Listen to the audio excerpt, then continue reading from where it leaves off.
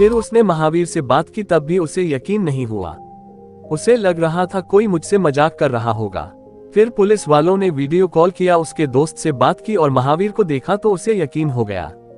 वो तुरंत ही महावीर के घर गया और उसके माता पिता को वो बात बताए, और वो तुरंत ही उसके माता पिता के साथ महावीर को लेने के लिए बिहार के उस रेलवे स्टेशन पर जा पहुंचे। महावीर को देखकर सब रोने लगे थे, पर महावीर उनको पहचान नहीं पा रहा था, क्योंकि वह पुरानी जिंदगी भूल चुका था।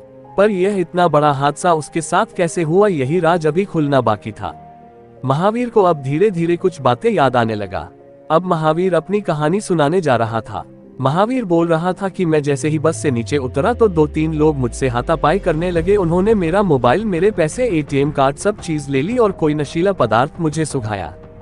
उसके बाद मैं बेहोश हो गया। उसके बाद मेरी आंख खुली तो मैंने खुद को किसी दूसरे जगह पर पाया। वो लोग मुझे मारते पीटते थे, खाने के नाम पर थोड़ा सा ही खाना मुझे देते रहे और उसके साथ मुझे नशीली दवा देते थे, क्योंकि मैं कहीं भाग ना जाऊं, और मुझसे मजदूरी भी करवाई जाती थी और काम खत्म होने के बाद वो फिर मुझे रस्सी से बांध दिया करते थे।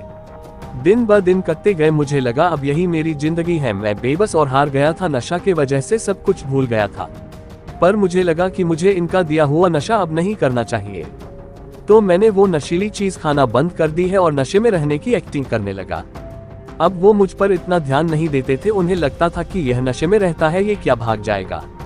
पर एक दिन ऐसा भी आया कि वो लोग कहीं चले गए थे मेरे लिए। अब यही मौका था भागने का, तो मैं कुछ नुकीली चीज से अपनी रस्सी को तोड़ा और वहां से तुरंत ही भाग गया। मुझे अब इतना पता नहीं था ये कौन सा इलाका है, पर मुझे लगा कि इस इलाके में रहना अब खतरे से खाली नहीं।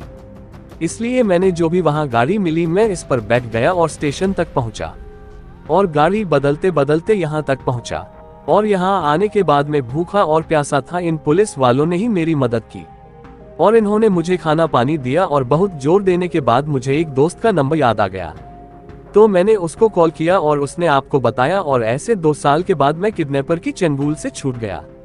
इसके बाद वो दोस्त और महावीर की माता पिता ने कुछ कागजी कार्रवाई की और महावीर को लेकर वह अपने शहर चले गए। तो दोस्तों, ये थी आज की कहानी। दोस्तों, मैं मेहनत तो बहुत करता हूं, पर आप मुझे सब्सक्राइब नहीं करते। प्लीज आपसे हाथ जोड़कर रिक्वेस्ट करता हूं, क्या आप मुझे सब्सक्राइब, लाइक, कमेंट करें और मेरा हौसला बढ़ाएं। धन्यवाद।